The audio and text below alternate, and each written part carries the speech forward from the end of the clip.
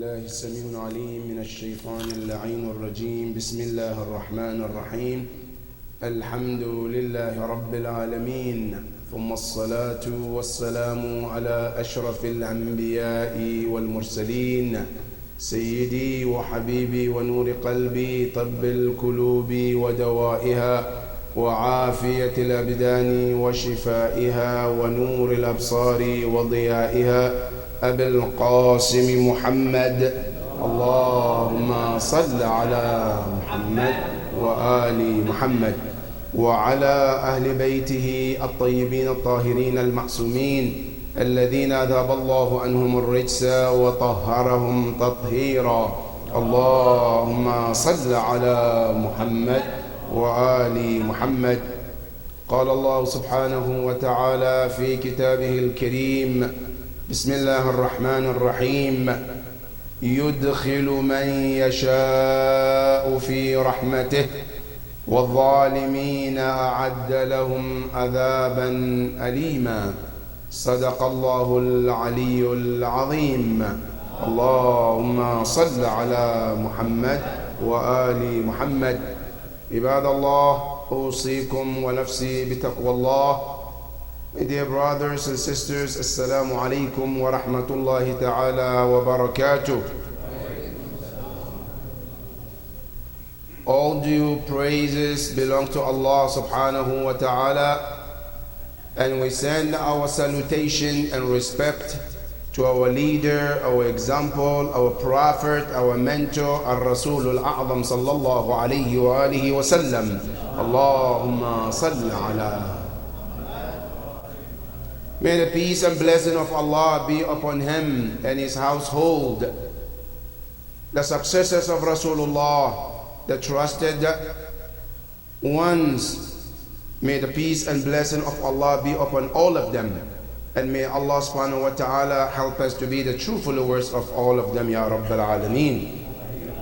Ibadallah, allow me to remind myself and remind all of us about taqwallah. Let each and every soul remember Allah in everything we do, whether be in private or in public. Allah subhanahu wa ta'ala is reminding you and I, مَا يَكُونُ مِن نَجْوَى. No private talk can ever take place, regardless of what we call closed doors. Nobody can hear, soundproof. Allah subhanahu wa ta'ala says, unless I am part of that conversation. If you happen to be three people, top security, nobody can be part of it, only these three individuals. Allah said, I'm the fourth one. Ya Rabb, no, it's only two people. Allah said, I know, I'm the third one. Ya Rabb, it's just me. I don't share anything with anybody. Can anybody know what I'm thinking? Allah said, yes. And dua, Ya man ya'lamu ma fi ad-damir as-samitin. Oh, you the Lord who knows what is hidden in the heart of those who are silent. You're not speaking, but Allah said, I know what's going in your mind. I know what's going in your heart. That is Allah subhanahu wa ta'ala. So anything we do, whether in private or public, remember Allah subhanahu wa ta'ala is hearing and is watching. And we pray to Allah subhanahu wa ta'ala to help us to understand this, Ya Rabbil Alameen, and have Allah in mind in every single movement, Ya Rabbil Alameen. My dear brothers and sisters, our khutbah today is the topic what we call Mujibat al-Rahmah, causes of Allah's mercy. In other words, what can I do to earn more mercy of Allah? Now we know for sure Allah is Arhamur Rahimin, no doubt about it. He says, Ar-Rahman, his mercy reaches to every being. However, some creation can get more and some can get less. Right? Now, how can somebody get less? When we do la'an. And la'an is to take away the rahmah of Allah from that person. So when we say la'natullahi ala shaitan, what we mean literally, Ya Allah, you are the most merciful. deprive shaitan from your mercy. When we say, Ya Allah, la'an on the enemies of Ahlul Bayt, what we mean, Allah deprive them from your mercy. That's what it means. So somebody can get less and somebody can get more. What can I do as a Muslim to earn more rahmah of Allah subhanahu wa ta'ala? Because remember, we need the rahmah of Allah in all stages of our life. Every one of us, we need the rahmah of Allah. Including Yawm al-Qiyamah. The rahmah of Allah is needed. And that is why Allah in the verse we just read in Surah Al-Insan or Surah Al-Dahr, the last ayah, Allah says, يُدْخِلُ مَنْ يَشَاءُ فِي رَحْمَتِهِ. He said, I have a mercy. I gave. There is a general mercy for everyone. But then there is another special one. That special mercy, I said, I put those I want, not everybody. يُدْخِلُ مَنْ يَشَاءُ. He puts whomever he wishes. Where? فِي رَحْمَتِهِ. In his mercy. So our topic is, Ya Allah, I want more of your mercy in my life, for me, for my family, for my children. What do I need to do so that I can earn more mercy of Allah? That is our topic today, because that's why in one of the dua after Salat al-Dhuhr, where's the dua? Allahumma inni as'aluka mujibati rahmatik. Ya Allah, I ask you to give me the tawfiq so that I always can be found at the places where you give more of your mercy, so I can get more rahmah of Allah subhanahu wa ta'ala. So what are the things that I can do? Now, before we talk about those things you can do to earn more rahmah of Allah, let's talk about how important this rahmah is from Allah subhanahu wa ta'ala. And I know more often we Muslims, we don't talk about the mercy of Allah. Many often times, especially some of ulama and Ahl al-Manabir, when we talk, we always talk about what? The punishment of Allah. Allah, azab al-qabr. We talk about the hellfire. We talk about the wrath of Allah. But very rare we talk about the mercy of Allah. And Allah says in the Quran, وَرَحْمَتِي وَسِعَتْ كُلَّ شَيْءٍ. My rahmah has reached to every being. And dua kumail, what do we say? Allahumma inni as'aluka bi rahmatika allati wasi'at kulla shay. Al-kull in Arabic is called adatul umum. Everyone. That's mercy of Allah can reach to everyone. This mercy of Allah is so important. To the hadith that is mentioned that the first thing Allah created was His rahmah. The first thing Allah created was rahmah. And He created 100 pieces of rahmah. When He created the 100 rahmah, He took one out of the 100 and He distributed among the entire creation. The rahmah that you see among humans is part of that one.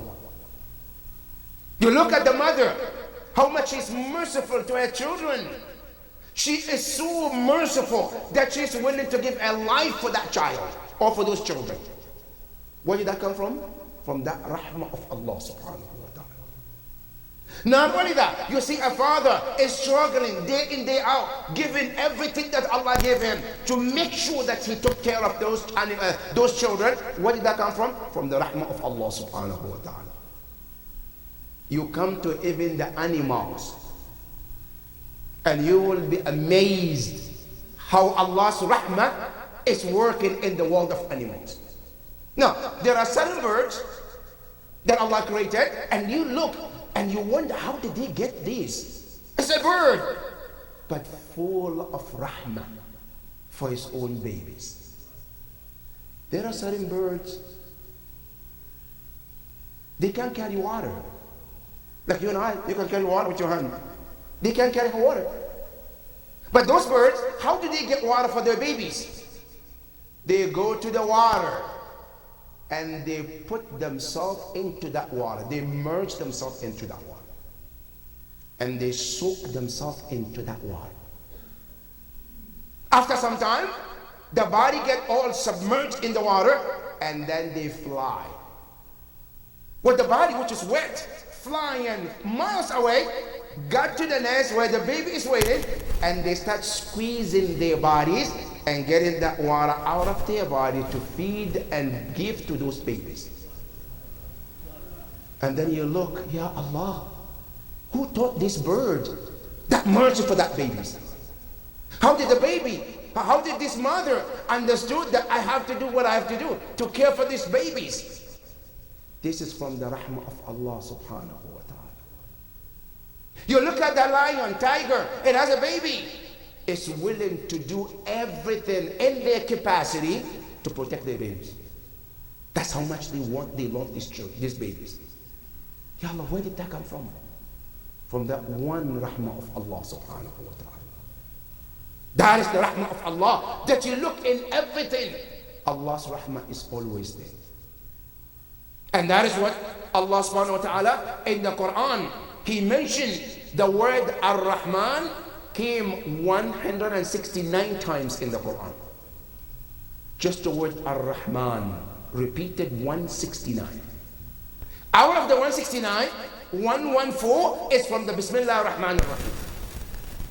And the rest come from different places of the Quran, just to talk and remind us about how merciful Allah is. Then in the Quran, Allah subhanahu wa ta'ala talks about these words, Ar-Rahman, Ar-Rahman, so much that when you go to the hadith, you wonder how much rahmah is Allah, how much Allah subhanahu wa ta'ala's rahmah is there. Now look some of the rahmah of Allah. It is said that when we are committing sin on this earth, a person drinking alcohol, a person is backbiting, right? Your image exposed to the angels in the heavens. Whenever we're doing something haram, the angels, they see it. فَيَتَفَرَّجُونَ. The angel will come and wondering, sinning, drinking, backbiting, doing haram. Then Allah subhanahu wa ta'ala immediately turn the image off, where they cannot see anymore. Then you ask, Ya Rab, we can't see him anymore. It's blocked, we can't see him. Then Allah says, because of this, I called myself As-Sattar, the one who covers his servant's sin from others. Ya Allah, where's that coming from? From the rahmah of Allah subhanahu wa ta'ala. That is how much Allah's rahmah is out there for us. And that is why Quran always reminds us about never become hopeless from the rahmah of Allah subhanahu wa ta'ala. And I'm saying this because the month of Ramadan is around the corner. Whatever wrong you have done, remember that Allah has a door which never will be closed in front of you.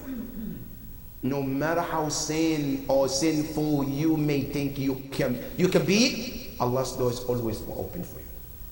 His mercy is always there for you. And that is one of the very important messages we need to have. Now, Ahadith of Ahlul Bayt alayhi salam shows us that if you want Allah's mercy more, there are many things you can do, and Allah will increase that mercy for you. And today we're going to mention 5 of them.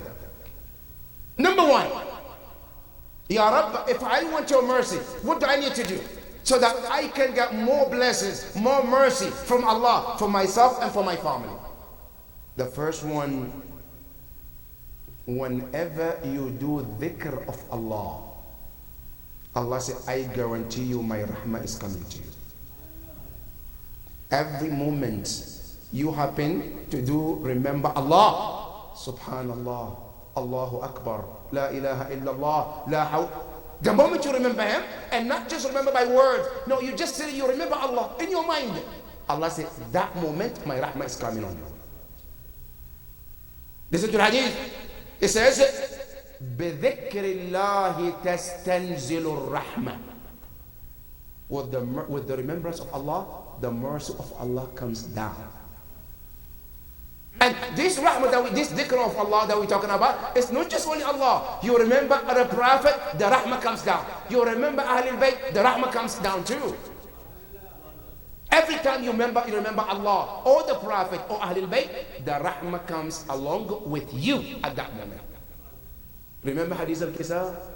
ما ذكر خبرنا هذا في محفل من محافل أهل الأرض وفيه جمع من شيعتنا ومحبينا إلا ونزلت عليهم الرحمة.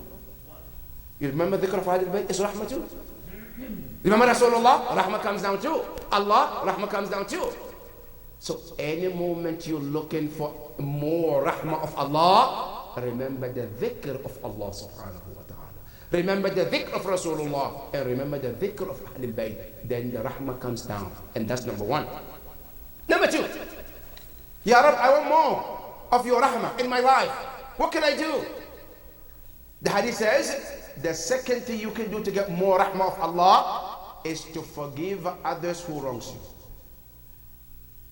The moment we are able to forgive others, Allah said that is the moment you deserve my rahmah more. And this is where the power of forgiving comes in.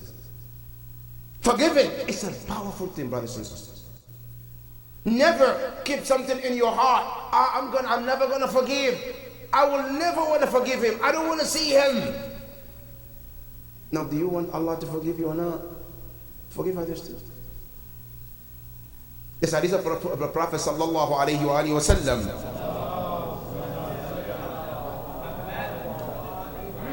Where he says, "Irhamu man fil ard, yarhamukum man fis sama." Have mercy upon those who are around you. Then you will have the mercy from Allah from above. One of them, forgive others. And Imam Amir al-Mu'mineen salawatullahi wa salamuhu alayhi, Allahumma salli ala. He tells you that إذا قدرت على عدوك, whenever you are able to overcome your enemy, you are now in control. You have the power over your enemy. What can I do? Revenge? He said no. He said فَجْعَلِ الْعَفْوَ انْتِقَامًا. Let the forgiveness be what? His punishment. How can the forgiveness become punishment? Huh? I forgive him. Is that punishment? I said yes. Now, you know, Allahu Akbar, brothers and sisters. This Imam Ali said it 1,000 years ago. But if you analyze it today, you know, we always think about physical punishment. But do you ever start to think about something called psychological punishment? That's what Imam Ali is talking about. Psychologically, when a person does something wrong, his mind is expecting the same thing. But when you become forgiven, that forgiveness keeps them at night thinking, wow, I never thought he would do this. How did he do that? That is a punishment for him. And that's why Imam said, إِذَا قَدَرْتَ عَلَىٰ عَدُوِّكَ فَاجْعَلِ الْعَفْوَ انْتِقَامًا. Let your punishment be what? Forgiveness. That is just the power of forgiveness. The Prophet sallallahu alayhi wa alihi wa sallam, Allah. He said, بِالْعَفْوِ تَنْزِلُ الرَّحْمَةِ. With forgiveness, Allah's mercy comes down. Whenever we are forgiving one another, Allah said, then you can expect my forgiveness. That is number two. Number three, the hadith says, the third thing that can also bring the mercy of Allah upon you, al-idmaru al-khair lil-akharin. Thinking good for others. Wallah, Islam is so beautiful. Islam is the most beautiful religion you can think of. Islam tells you that, look, you want good for yourself, don't you? Of course. You want to exceed in everything, right? I say, yes. Islam says, want the same thing for others too. Now, I cannot do everything for others, yes. But can you do something? One thing you can, is say, yes. Can you wish in your heart good for others? Yes, I can. I said, that wish opens the door of rahmah of Allah subhanahu wa ta'ala. I didn't do anything. Just good intention. I want good for you. I want good for her. I want good for them. Right?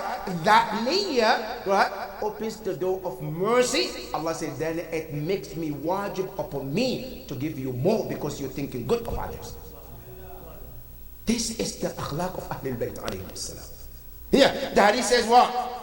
It's الإدمار الخير للجميع, for all of us. The hadith says أبلغ. أبلغ means tell, inform. ما تستدر به الرحمة أن تضمر لجميع الناس الرحمة. Where you want yourself, you want good for yourself, you want for others. No, let me take you to one step, brothers and sisters. You know how important this is, right?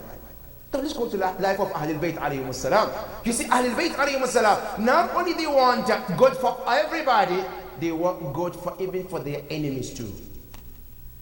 That's how much Ahlul Bayt go to another level.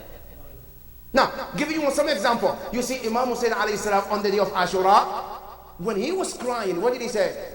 He said, Abki ala unasin yadkhuluna an-nar bisababi.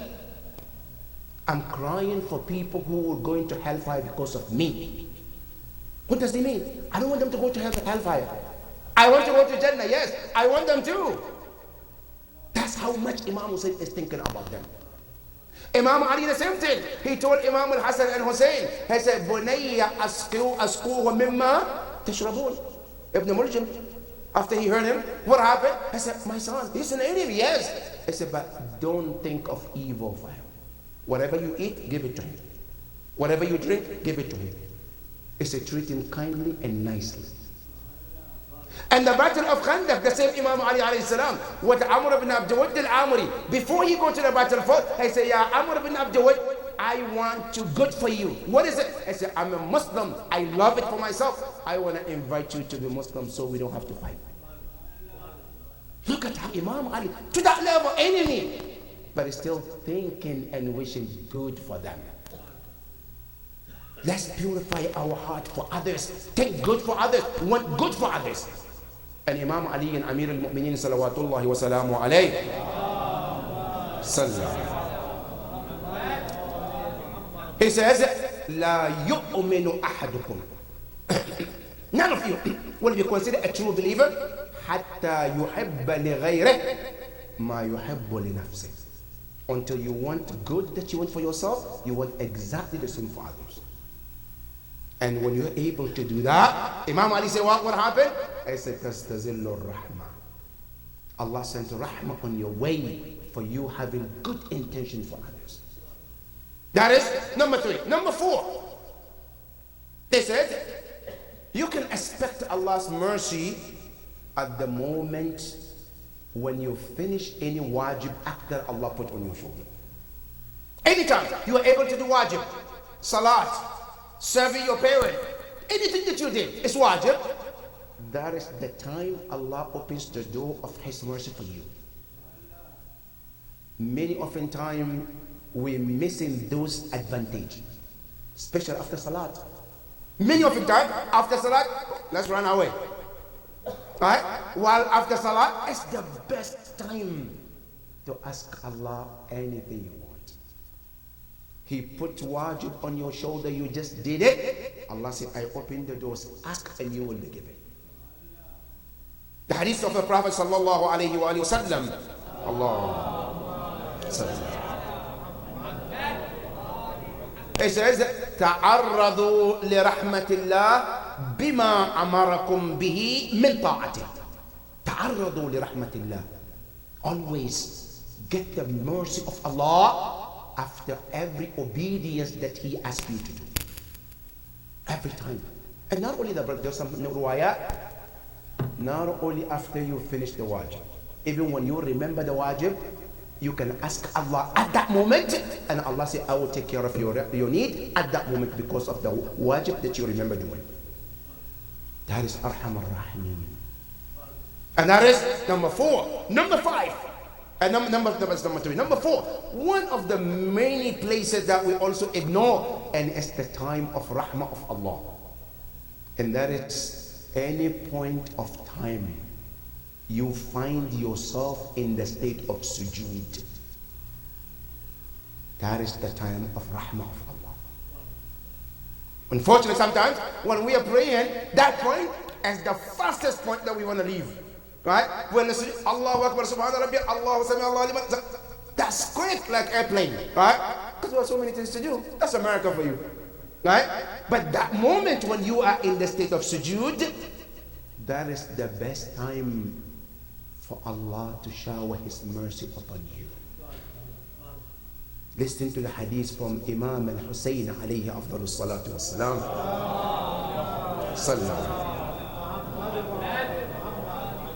He said, لو يعلم المصلي. لو حرف امتناع لوجود امتناع. had. A person praying, had he knows, had she knows how much mercy of Allah is surrounded him or her while he or she in the state of sujood. He said, لَمَا رَفَعَ رَأْسَهُ. Had we know how much Allah's mercy comes and surrounds you while you're in the sujood, He said, you and I will never raise your head. Now, just an example. If you are, mashallah, in the sujood, just example, Bill Gates comes and this bundle of $100,000 keep flowing. Say, as long as in the sujood, inshallah, I'm going to keep throwing those dollars on your face. Are you going to raise your hand? I don't know about you. I'm going to find a glue, mashallah, glue it there. Right? I'm not going to move until what? The money finished. Right? Now, Imam Hussein tells you, I said, when you are in the state of sujood, Allah's mercy comes upon you. Had you know, you will never raise your head from that sujood. That is the time to spend more time with Allah. The rahmah is coming. Ask Allah. Spend some moment with Allah. And not only that, that sujood also is one of the things that prolongs your life as well. Prolongs your life. From Imam, there was sixth Imam, Imam Ja'far al-Sadiq alayhi afdalu salatu wassalam.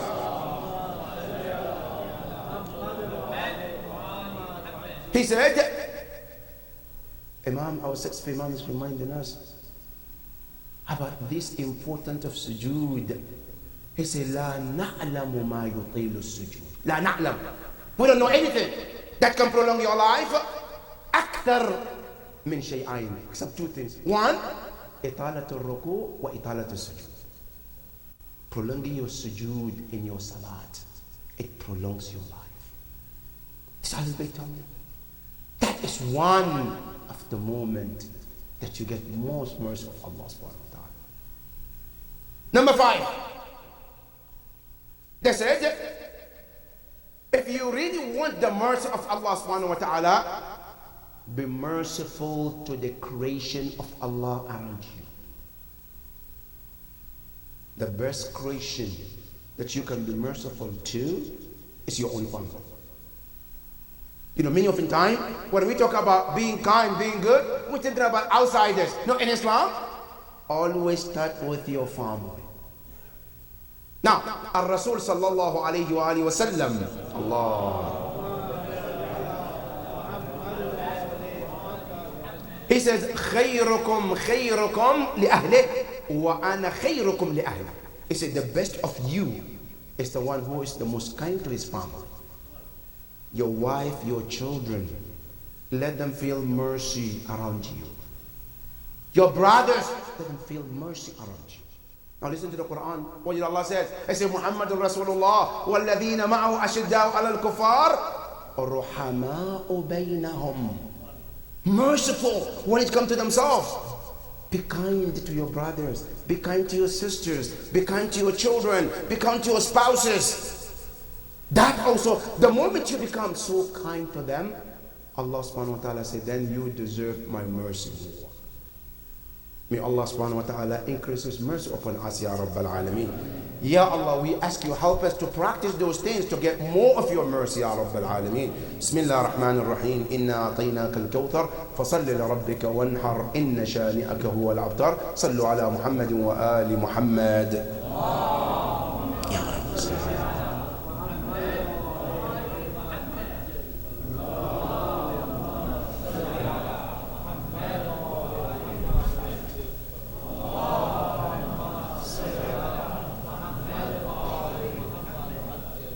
بسم الله الرحمن الرحيم.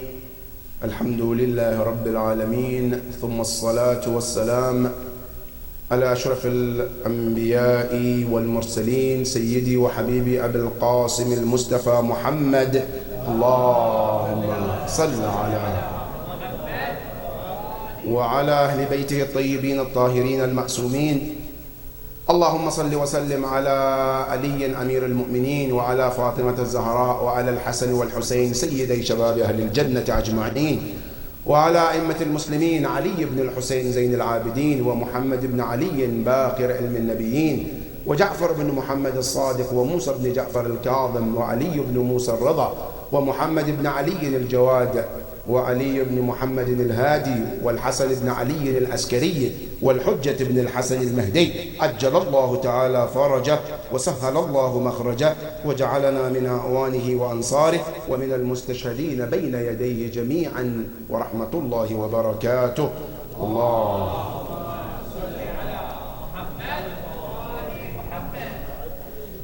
My dear brothers and sisters, one of the events of this week is about the birth of Shabih Rasulillah, known as Aliyul Akbar. Allahumma salli ala.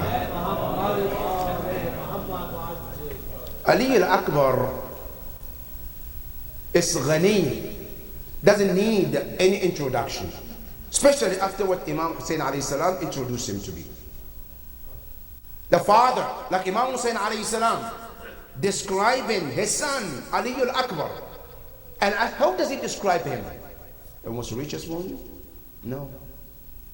It says Ashbahun Nas. In Arabic we have Shabih, Ashbah. Ashbah in Arabic is called Af'al al-Tafdhil. Like he said, Zaydun afdalu min Amr. Zayd is better. Not equal. No, it's Ashbah. There is no one among Ahlul Bayt who is most resemble Rasulullah in all features like Ali Akbar.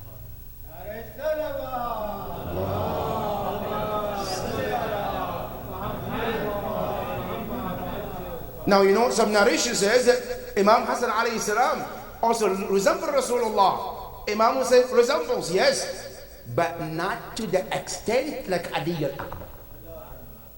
Imam Hussein alayhi salam, as he describes him, he says, mantiqan wa khulqan wa khalqan ya Rasul. His features, when you look at his face, his walk, his shoulders, his movement, it's all about Rasulullah. Not only that, he says, Imam Hussein says, whenever we miss Rasulullah so much, we miss his voice. How do we remember Rasulullah? I said with Ali al-Akbar. So when he talks, his voice is exactly like the voice of Rasulullah. When we miss him, the Prophet dhikr, the way he remembers Allah, he said we ask Ali al-Akbar to call Ana. And when he opens his mouth, Allahu Akbar, Allah, he said dhakarana bi Rasulillah. Remind us about those days of Rasulullah. When he walks, he is like Rasulullah. What a great testimony to come from a father like Imam Hussein, to a son like Ali al-Akbar. Peace be upon him on the day he was born. Peace be upon him on the day he will be resurrected. And may Allah subhanahu wa ta'ala help us to follow his steps, Ya Rabbal Alameen. The last not the least, brothers and sisters, is to pray for our dear brothers in Palestine. There's a hope of talking about ceasefire. We hope and pray that it happens. Because as a Muslims, we always looking any way necessary to save lives. That's what Islam is teaching us. That if any way possible we can save a life, Islam says that's your option. Any taking life in any way in Islam is absolutely not encouraged. Unless in certain very special cases which Islam allows. But for the general speaking, Islam and Quran tells us, من أحيا الناس فقد أنما من أحيا نفسا فكأنما أحيا الناس جميعا. If one is able to save one life, as if he saved the entire humanity. Taking one life unjustly as if taking what? The entire humanity. That's the teaching of Quran. We're praying for our brothers and sisters, especially in Palestine, that may Allah subhanahu wa ta'ala bring peace in that region, Ya Rabbal Alameen. Ya Allah, bring peace in every corner of the earth, Ya Rabbal Alameen. Ya Allah, we ask you to hasten the appearance of our 12th Imam, Ya Rabbal Alameen. Ya Allah, we ask you, we have brothers, sisters who are going through so much. Ya Allah, make it easy for all of them, Ya Rabbal Alameen. Bismillah ar-Rahman ar-Rahim. إنا أعطيناك الكوثر فصل لربك وانحر إن شانئك هو الأبتر صلوا على محمد وآل محمد.